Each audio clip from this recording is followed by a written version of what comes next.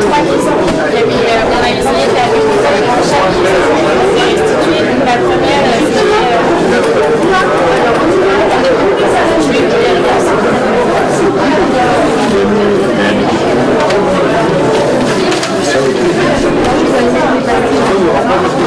celle-ci, c'était comment faire relever les citoyens, les élus qui les représentent, et donc toutes ces propositions ont émergé.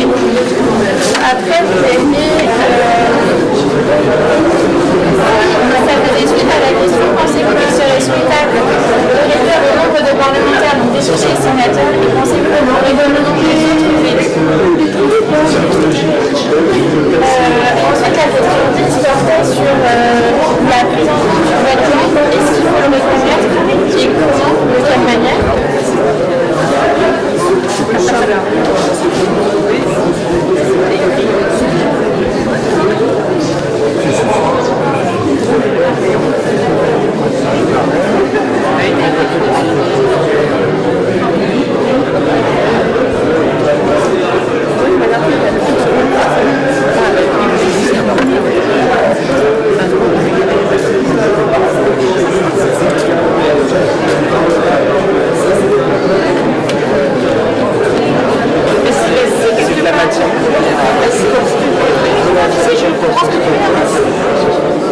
Relire les propositions recueillies dans les 4 grands ateliers et aussi ajouter votre réaction, votre ajout, est-ce que ça vous paraît prioritaire?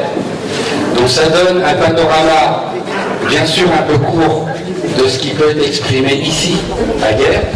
Il y a beaucoup de choses qui ont été exprimées et tout sera récapitulé et mis et envoyé au grand débat, tout est mis en ligne, mais ça sera, je crois, monsieur le maire, mis en ligne aussi sur le site de la ville.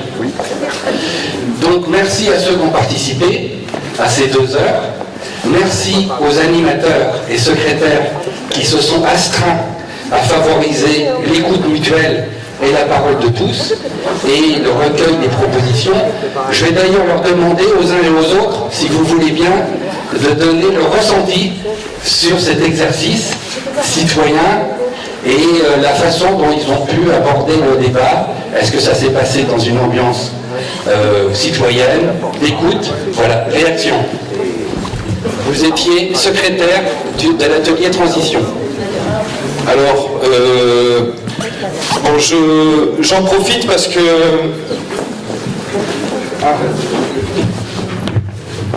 ma chère et tendre s'est donné beaucoup de peine cet après-midi pour recopier proprement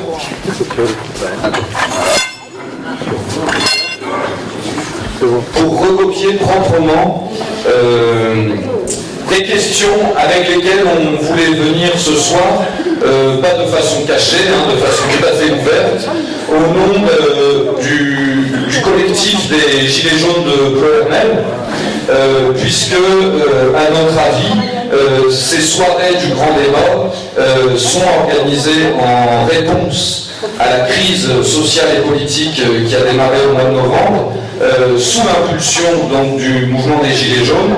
Et la chose qui nous a dérangé quand on a participé à d'autres grands débats, c'était qu'en fait les questions étaient déjà posées d'avance par le gouvernement et qu'au fond, on se dit que si on veut régler une situation de crise, c'est sûr que ceux qui prennent part au mécontentement populaire doivent aussi pouvoir jouer leur rôle et mettre en avant les questions qu'ils se posent en vue éventuellement de parvenir à un niveau d'entente permettant de traverser la crise. Alors voilà, là vous avez peut-être eu le temps de regarder donc, le premier thème. Le deuxième thème, qui était donc citoyenneté et démocratie, on l'avait renommé par un autre titre également. Sachez aussi qu'on a mis ça sur feuille A4 et qu'on en a distribué quelques-unes ce soir.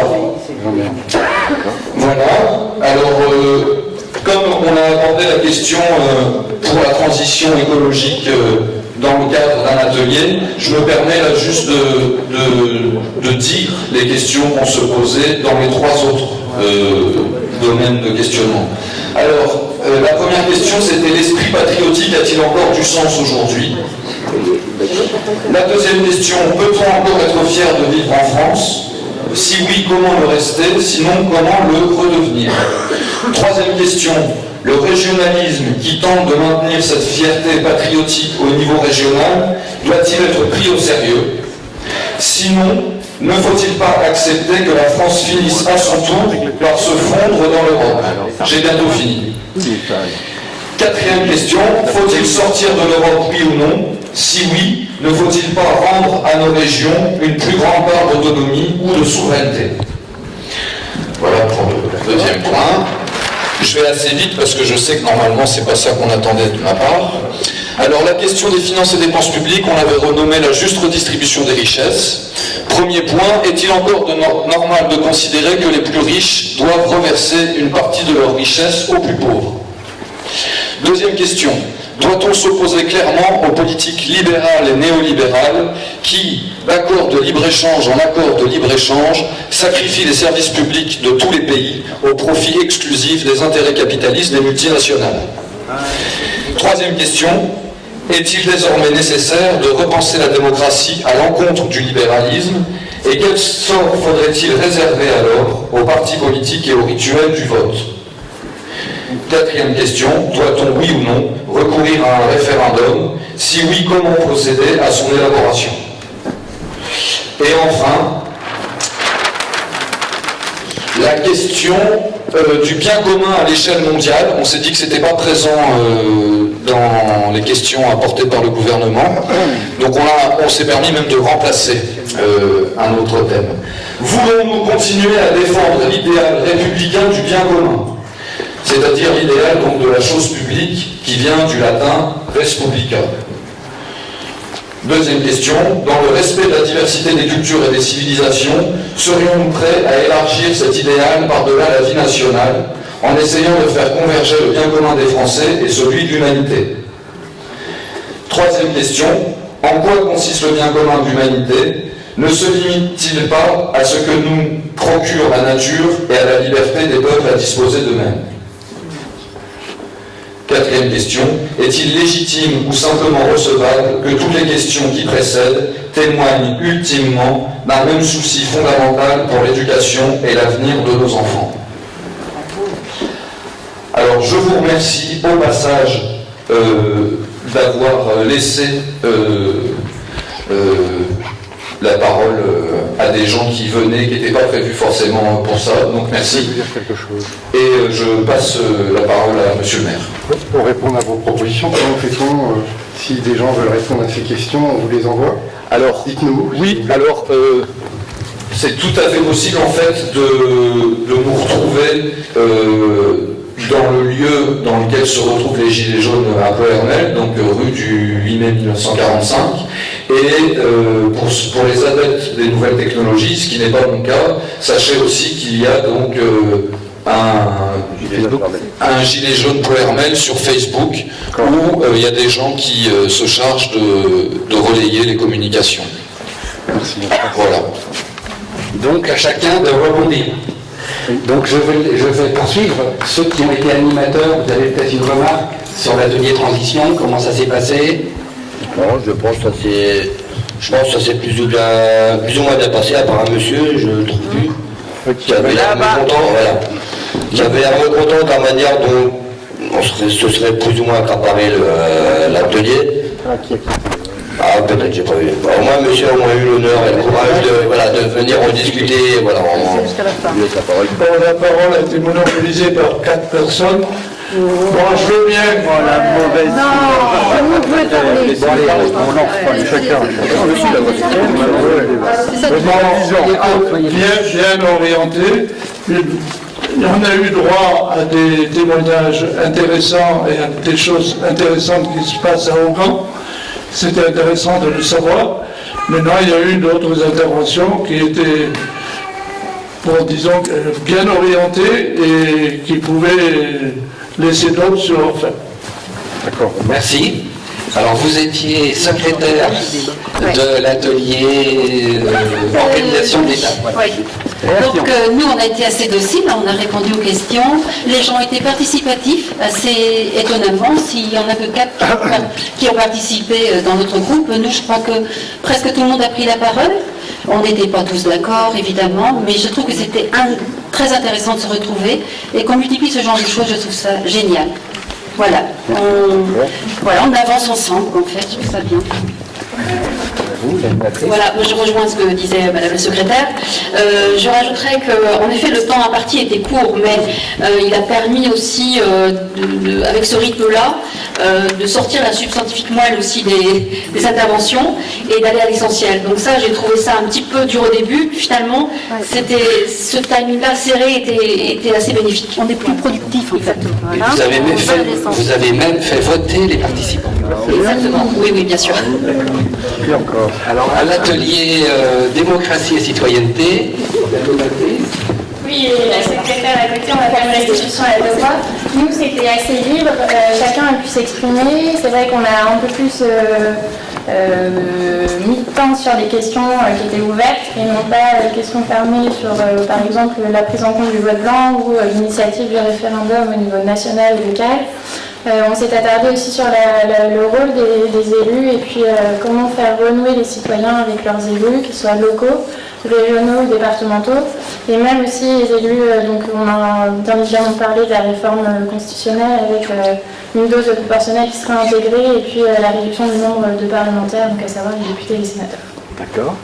Je n'ai pas grand-chose à ajouter, déjà tout dit. Merci. Non, échange très respectueux et tout le monde a pu s'exprimer simplement, démocratiquement. Très bien. Voilà, donc Merci. L'atelier sur la fiscalité des finances publiques. Oui, pareil, l'atelier très respectueux et les gens ont pu s'exprimer. Moi j'avais pour ma part un parti et j'ai laissé libre les gens de me récuser immédiatement après ce que je leur proposais, à savoir de ne pas répondre aux questions, mais plutôt d'écouter ce que chacun avait apporté avec lui. Partir également du principe que tout était recevable et a priori bon à inscrire. Débat certes, mais pas forcément obligé d'être d'accord pour que ce soit inscrit sur les faits, ça paraissait un préalable indispensable. Je reste dans le même esprit pour dire, comme mon nom personnel, je ne trouve pas très bon le principe des pastilles vertes parce qu'elles vont visuellement sur les photos qui vont être transmises, puisque c'est bien sous forme de photo que vous allez transmettre ça,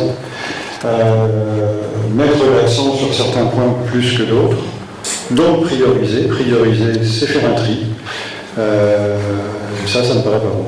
Très bien. la Benjamin qui a donné un petit pouce de livre de secrétariat, une réaction? Pas personnellement, enfin, pas sur, je sais pas si on m'entend bien, sur tous les, sur ce qu'on a fait, mais plutôt sur tous les points. Je trouve qu'en fait, moi personnellement, je trouve ça pas très logique d'avoir fait 4, je dirais des pôles, parce que par exemple, on peut avoir des questions sur la démocratie et la citoyenneté, mais en même temps sur les dépenses publiques. Donc, on n'a pas pu parler de tout. J'ai pas compris pourquoi. On voit que les jeunes n'ont pas besoin de se coucher, ils voudraient continuer. Et continuer. Mais là aussi, c'est l'initiative de chacun des citoyens de pouvoir rebondir. Dans la période de 2 heures, on a pris une méthode, comme l'a dit M. Blair, c'est pas forcément la meilleure, mais qui a permis à chacun de s'exprimer, et puis qui va être transparente, puisque tout va être, mis en ligne, et vous pouvez vous-même aller voir sur le site ou répondre à des questionnaires qui sont en ligne. Donc c'est aussi à l'initiative citoyenne que les choses peuvent rebondir. En mot de conclusion. Vous avez quand même du mal à accepter les critiques, parce que quand je vous ai dit que la réunion n'était pas terrible, vous m'avez dit « vous n'êtes qu'une gilet jaune, alors taisez-vous ». Ah non, c'est pas moi qui ai dit ça. Quelqu'un me l'a dit tout à l'heure. Bon, encore, nous avions indiqué qu'on fait la 2 heures. Moi, je n'ai pas grand-chose à dire, sauf qu'on m'a dit, vous auriez pu, vous, le maire, animer la réunion. Non. Moi, je voulais que ce soit très objectif, neutre, pour qu'il n'y ait aucune récupération possible, où que ce soit, simplement. Moi, ce qui me réconforte, c'est que les gens puissent discuter entre eux, dialoguer et surtout s'écouter. Parce que c'est le problème qu'on a souvent, y compris nous les élus, de ne pas savoir écouter. Et puis, moi, ça m'oblige à me réinterroger sur nos pratiques aussi démocratiques, et voir comment on pourrait s'appuyer sur le tissu de nos concitoyens pour mieux travailler ensemble et mieux les entendre. Et ça, j'en ai déjà discuté au niveau communal, et je crois qu'il faut qu'on s'inspire de la démarche qui a été engagée. Sur le reste, chacun a le droit de poser des questions qu'il souhaite, et il appartient à chacun d'apporter des réponses aussi qu'il souhaite. En tout cas, moi je me réjouis qu'on ait pu organiser cette réunion ici ce soir. Sans doute que la méthode était imparfaite, il fallait en imaginer une. On fera mieux la prochaine fois. En tout cas, merci à vous tous. Bonsoir.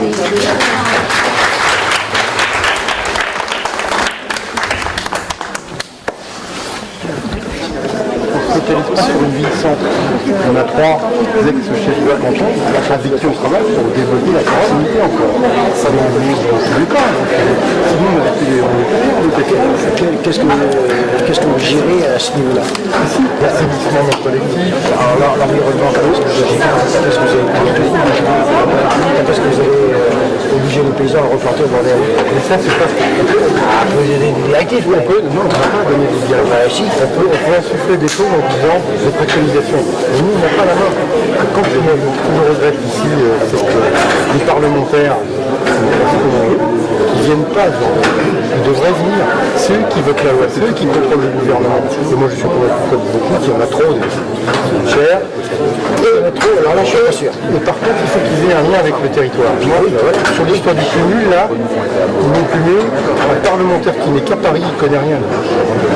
C'est incompréhensible. Alors, mais à quel moment, vous, les élus locaux, qui vous sentez concernés chez vous, quand même bien local de base, à quel moment vous allez vous énerver, taper du poing sur la table et vous faire entendre? Ça fait des années qu'on vous a l'impression de venir de France.